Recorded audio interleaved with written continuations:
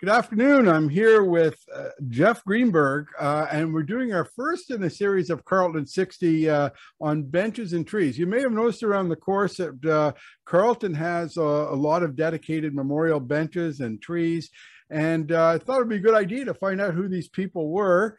And today I have as a special guest our former member, Jeff Greenberg, who knew the people that we're going to talk about first. It's a bench on number 6, dedicated to Dennis Gardner and Ron White. And first of all, Jeff has been a member at Carleton for many, many years. Unfortunately, had to make a move to Toronto. We really miss him badly, but he was very instrumental in many things, including a lot of the course renovations you're seeing today, hiring of the architect, and a lot of the other things that you're seeing happening right now at Carleton. Jeff, welcome back. Thank you for coming on Carleton at 60 today. And let's talk a little bit about Dennis Gardner. Who was Dennis Gardner? Just a bit of chronology on Dennis. Dennis was a doctor, Dr. Dennis Gardner. He was a family physician whose specialty was diabetes. He was very, very interested in that. He was a dedicated physician. A lot of members of the club were his patients. He had the ability, though, to separate golf and friendship from medicine, too. So he was very good about that. And therefore, he was able to maintain a lot of friendship, and a lot of them were his patients. But he was a Scotsman. And I think the best way to describe him as a Scotsman was he was a true Scotsman. One of his favorite stories was how did a penny get discovered? As he put it, two Scotsmen found, how did copper wire get invented? Two Scotsmen found a penny, and they fought over it. And by the time they finished, they had stretched it out into copper wire. So it was two Scotsmen fighting over a penny. I think one of my favorite stories about Dennis and the Scotsman was Dennis went back to Scotland when his mom had died, and he took after his father.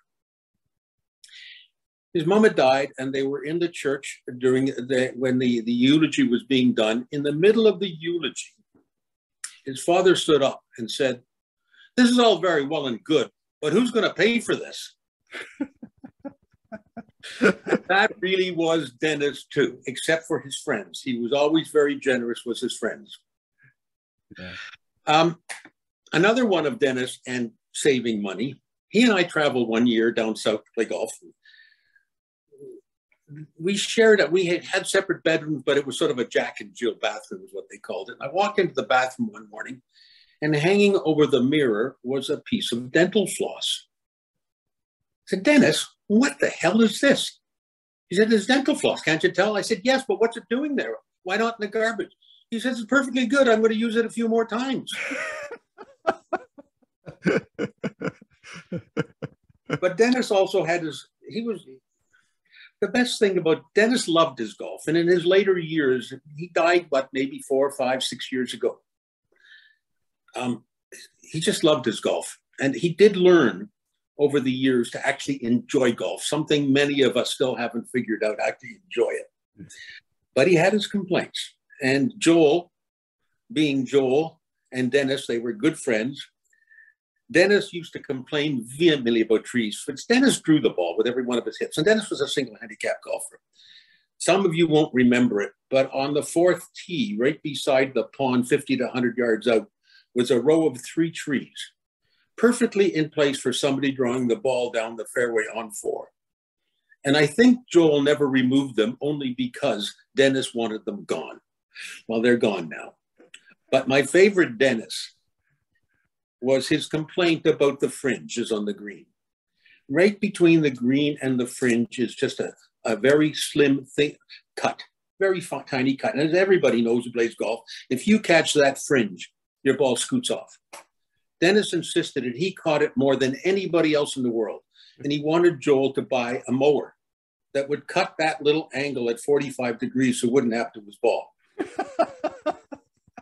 I said to Joel, "What do you think about that?" He said, "Jeff, do you want me to tell him or should you tell him?" So I told him. That was our friend Dennis.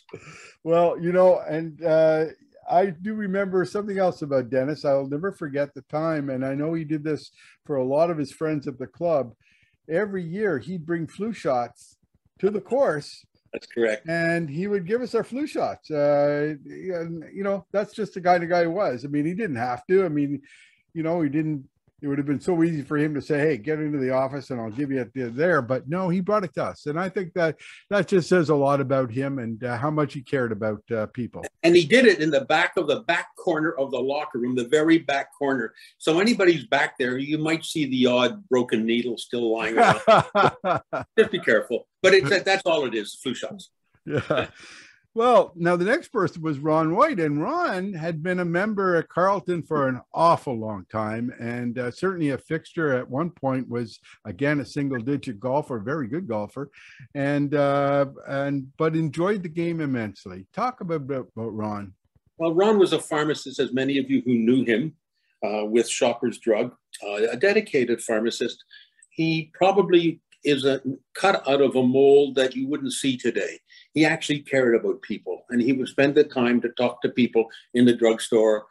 But he was also, well, and he was, as some of you who knew him, he was a big man. Let me start out with that. He was a big man, but also adventurous. He and Dennis, they traveled a lot together as friends with their partners. One year they went to Vietnam. And Ron decided he was going to see what the tunnels were like during the Vietnamese War in the 60s and mid-60s. Well, Ron was like 6'3", 6'4", 250 pounds. And if you all kind of images of the Viet Cong, they were generally smaller people. Well, he wanted to go through a tunnel, and they could have tours of the tunnel. Well, he did, on his knees, because he was too tall. And when he finally came out of the tunnel, he had a sore back for a week. But he saw Ron, he loved his golf, and as you just said, he was a single-digit golfer until he won a group of lessons of a half a dozen lessons from a previous pro, and that was the end of his single digit. He never got down to a single digit again after the 6 lessons. He hit everything with, I think it would be polite to call it a draw. Yeah. If anything, it was a massive hook. Yeah. And he hit the ball a long way. One day we were playing the Blue Tees on 14, and he hit one of his massive hooks that went into the pond on 15. Oh, my Lord. Oh, my But Lord. the best story about Ron and his draw was playing number 10. I think Luke Presso was there too. And he teed off. Pin was at the back right. If you draw the ball, impossible. Impossible. Hit the ball out over the burn on 9. Oh. The round it comes, lands just over the bunker, one hop into the hole. Oh, my Lord. And the problem with that, of course, is that Dennis never, ever got a hole-in-one. In all the 60-odd years that he played golf, he never got a hole-in-one. And to make matters worse, one day, Ron, Dennis, and I are playing golf, and we're playing skins, men's league, carryovers.